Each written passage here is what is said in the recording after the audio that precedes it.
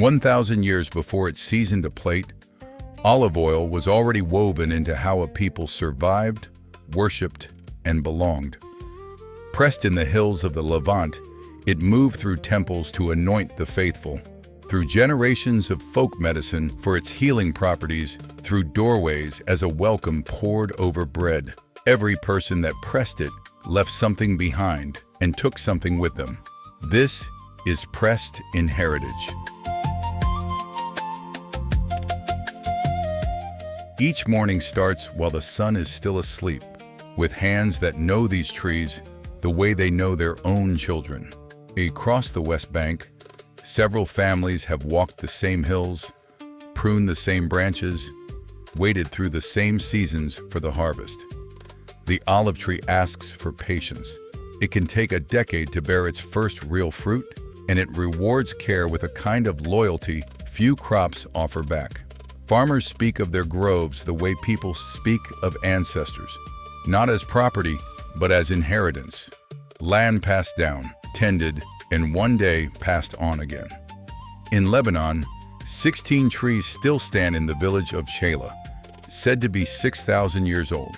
They have outlived empires, wars, and every civilization that once pressed their fruit. To stand among them is to understand how much a trunk can hold when its roots have fed those who came before and those still to come, the cycle never breaking. In the kitchen, that same oil becomes language, a different mastery, but rooted in the same devotion. No two pressings taste the same. Depending on the variety, the season, the soil, olive oil can turn grassy, peppery, nutty, or fruity. And a good chef knows how to read those differences the way a farmer reads the weather. A milder oil disappears into a stew, carrying cumin and coriander into every corner of the dish. A sharper, more peppery one finishes a plate raw, where its bite can stand on its own. That's the quiet work it does, dispersing flavor.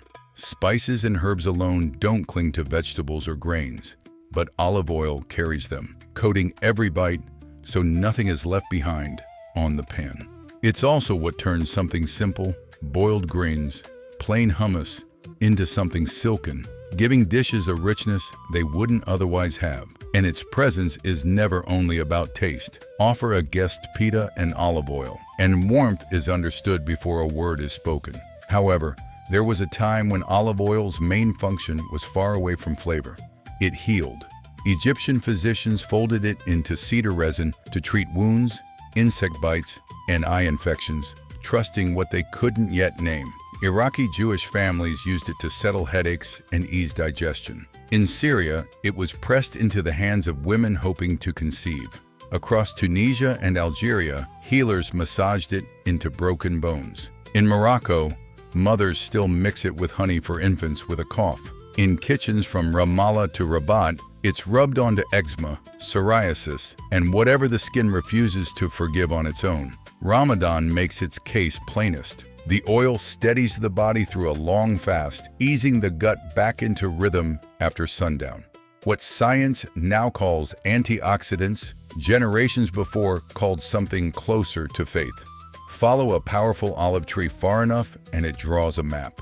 Tunisia, where groves cover a third of the country and trees have stood for 2,000 years. Morocco, where sharper, greener oils carry the bite of its terrain into every dish. Lebanon, home to trees older than the countries around them. Egypt, where the practice reaches back to embalming rites, oil once trusted to preserve what mattered most. And Saudi Arabia, where Al-Jouf holds over 30 million olive trees, the world's largest modern organic orchard, drawn to life from water reserves buried deep beneath the desert.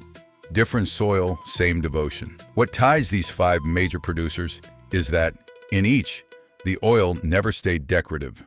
It fed, healed, welcomed, and blessed. Production numbers shift year to year, but the reason people keep planting these trees hasn't moved at all. Every hand that has ever touched this oil, farmer, healer, chef, the one who sold it without ever tasting it, was reaching for the same thing, without knowing it, a way to keep something alive longer than themselves.